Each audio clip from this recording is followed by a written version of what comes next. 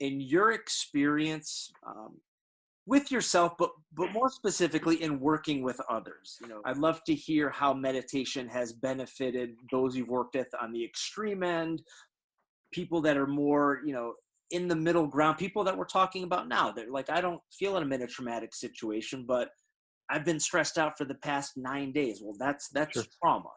So Yeah. how have you seen meditation pay dividends to people on either side?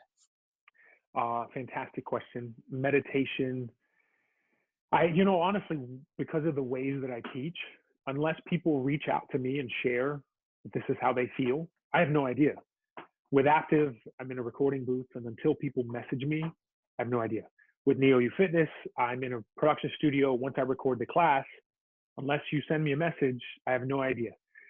It's a little easier when I'm in a studio and I've got people physically in front of me, because then there's that dynamic exchange of ideas and thoughts post-class, and people are walking out going, and this was my jam.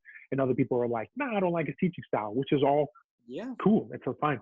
I'm finding people that are reaching out to me and sharing that meditation, the way I break it down, and I'll quickly go over it. Meditation is simply mindful thinking. And I say simply because we have a tendency to think that meditation has to be a certain way. It has to be in stillness. I have to be on a mountaintop. I have to be sitting in a park. I have to be listening to the birds chirp. I have to be listening to the river flow. And that's not necessarily the case.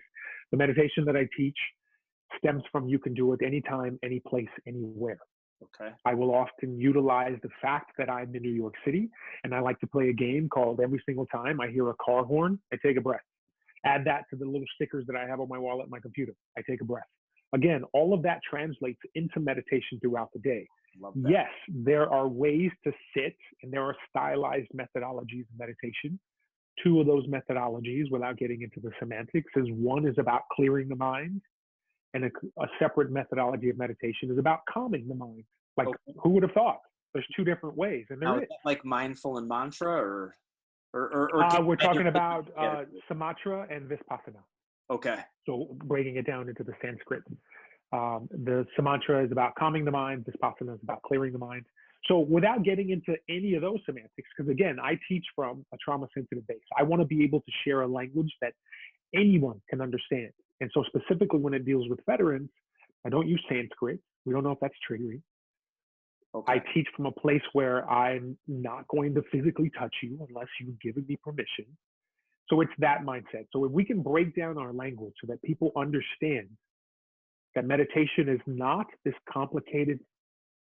And so what I'm finding is that people are utilizing the morning that they brush their teeth as their meditation.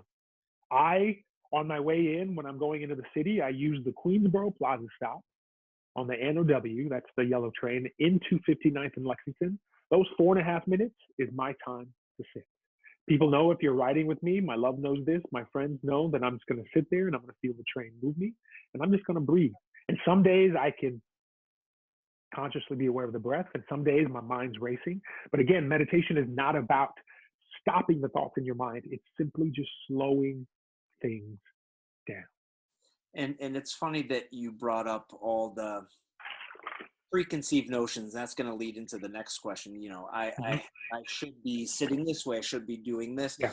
And I know a big barrier for entry for me, I've been meditating for a while now, but the biggest barrier was once I was doing it, the preconceived notion I should be feeling this or I should be experiencing that. It's like I don't feel calm right now. Yep. It took me a long time to understand that is the process. And it's funny because I talk to my personal training clients all the time. I hate working out. I don't like the feeling. I like why I'm doing it. I like the way I feel after, but the process, I don't like the way it feels when my muscles burn. I don't like my heart thumping in my chest, but I get through it because I know that is the process to get to where I want to be, to benefit my jiu-jitsu, to benefit anything that I want to do. And it's not, and I think people can fall victim to feeling, well, I should enjoy working out. I should love working out. It should feel wonderful. I think it feels terrible, but it's not always about the journey. And sometimes exercise does feel wonderful. Sometimes meditation does feel wonderful. But if you're severely out of shape and you assume that exercise is going to feel great, you're lying to yourself. Now, if you've got a lot of clutter and noise in your head, that's the same as someone who's never worked out going into their first strength training class. Like, you have a lot of stuff to work out, and that is the process. You're confronting things head on. So, you know, I think that anybody who's ever fallen victim to that should definitely give themselves permission to say, you know what, I don't like this necessarily, but I like where it's going. Can I tack onto that right quick? Absolutely. Brother, I love the shoulds. I should feel this way. I could probably lift more. I could.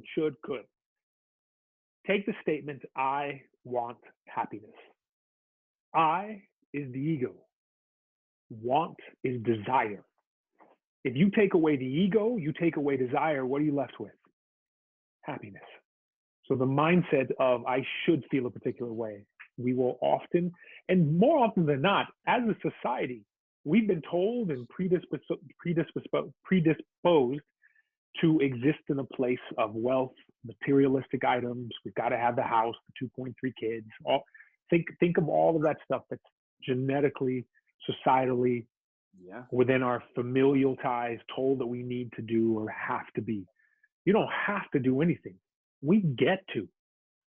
Point blank, end of statement.